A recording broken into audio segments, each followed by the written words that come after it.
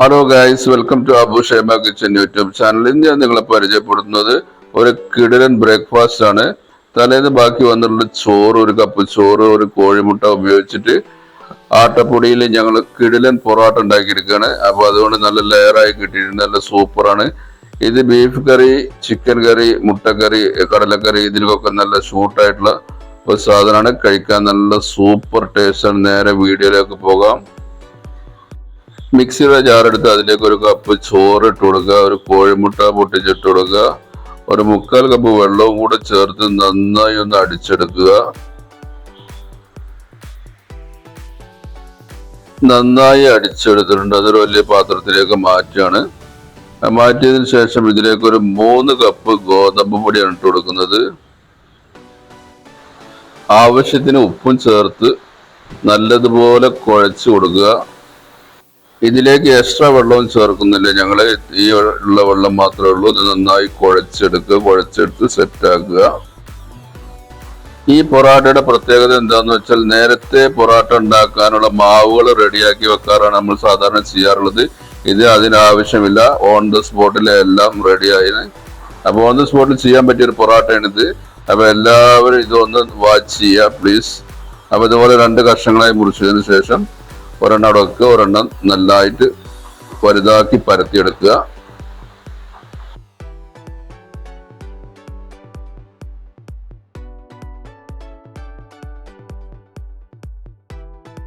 അപ്പൊ അത് നല്ല ഉഷാറായിട്ട് അവിടെ പരത്തൽ പ്രക്രിയ നടന്നുകൊണ്ടിരിക്കുകയാണ്.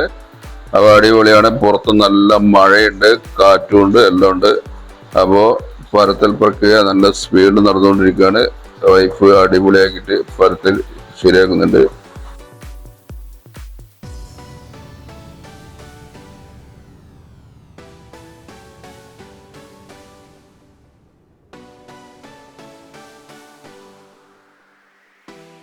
അപ്പോൾ എല്ലാം പരത്തി റെഡിയാക്കി കഴിഞ്ഞു. ഇനി ഇതിലേക്ക് ഓയിൽ സ്പ്രെഡ് ചെയ്ത് കൊടുത്തതിന് ശേഷം ലേശം പൊടിയിട്ട് കൊടുക്കുക. ഗോതമ്പ് പൊടി ഇങ്ങനെ ചുരുങ്ങി റോളായിട്ട് മടക്കി എടുക്കുക. റോളായിട്ട് ഇങ്ങനെ ചുരുട്ടി എടുക്കുക.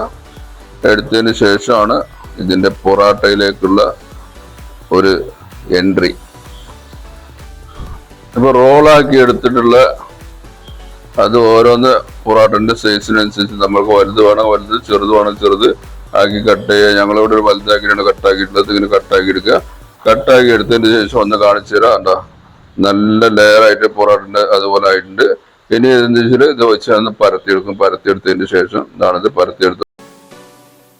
അപ്പൊ എല്ലാം പരത്തിയെടുത്ത് ഇനി ഒരു ഫ്രൈ പാൻ വെച്ച് അതിലേക്ക് ഓയിലൊന്ന് സ്പ്രെഡ് ചെയ്ത് കൊടുത്തതിന് ശേഷം അത് നന്നായി ചൂടായി വരുമ്പോൾ ഓരോന്നോരോന്നായി ചുട്ടെടുക്കുക.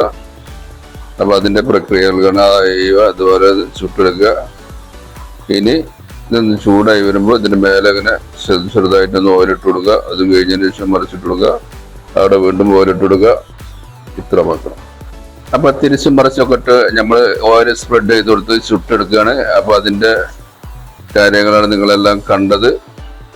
അപ്പൊ ഇത്രയേ ഉള്ളൂ. സിമ്പിളായ രീതിയിൽ നമ്മൾക്ക് ഗസ്റ്റ് ഒക്കെ വന്നു കഴിഞ്ഞാൽ ഒരു പൊറാട്ട ഒക്കെ ഉണ്ടാക്കണം തോന്നിക്കഴിഞ്ഞാൽ ഇതുപോലെ ഒന്ന് ഉണ്ടാക്കിയാൽ മതി.